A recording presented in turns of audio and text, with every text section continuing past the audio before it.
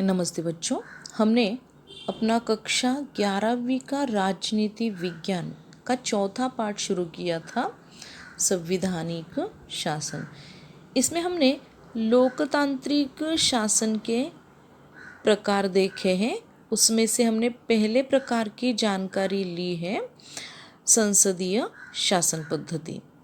संसदीय शासन पद्धति में हमने भारत और इंग्लैंड के संसदीय शासन पद्धति की तुलना भी देखी है। तो आज हम शुरू करेंगे लोकतांत्रिक शासन का दूसरा और महत्वपूर्ण प्रकार, अध्यक्षीय शासन पद्धति। तो ये जो अध्यक्षीय शासन पद्धति है, इसमें अध्यक्ष ही सर्वोच्च प्रमुख होता है, वह वास्तविक प्रमुख होता है।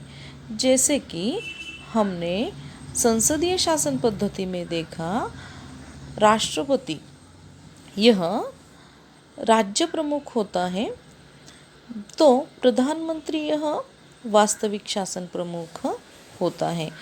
तो अध्यक्ष जो है अध्यक्षीय शासन पद्धति में, वह राज्य प्रमुख भी होता है और शासन प्रमुख भी होता है। सभी जो वास्तविक सत्ता है वह अध्यक्ष के हाथ में केंद्रित होती है। अध्यक्ष के अधिकार संविधान द्वारा निर्धारित किए जाते हैं। मतलब संविधान में अध्यक्ष के अधिकारों की विस्तृत जानकारी दी गई होती है और विधानमंडल द्वारा जो बनाए गए कानून हैं, उन कानूनों के अनुसार शासन चलाने का कार्य अध्यक्ष करते हैं। तो अध्यक्ष अपनी इच्छा से मंत्री या फिर राजदूतों की नियुक्ति करते हैं। ये जो अध्यक्षीय शासन पद्धति है, इस पद्धति में कार्यपालिका के सदस्य विधानमंडल के सदस्य नहीं हो सकते। फॉर एग्जाम्पल, मंत्री जो है, अमेरिका में मंत्रियों को एक तो सचिव कहा जाता है। ये जो मंत्री है, कांग्रेस अर्थात अमेरिका का जो केंद्रीय विधानमंडल है, उसके सदस्य नहीं होते।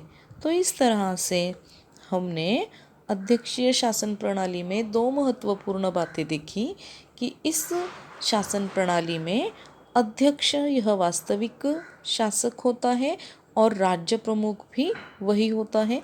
संविधान ने उसके सभी अधिकार निर्धारित किए होते हैं और उनके अनुसार वह देश का शासन चलाता है। तो इस तरह से हमने लोकतांत्रिक शासन पद्धति के दो प्रकारों की जानकारी ली। पहला प्रकार हमने देखा संसदीय शासन पद्धति और दूसरा देखा अध्यक्षीय शासन पद्धति। इसके बाद के लेक्चर में हम संघ राज्य पद्धति की जानकारी लेने वाले हैं। तब तक धन्यवाद।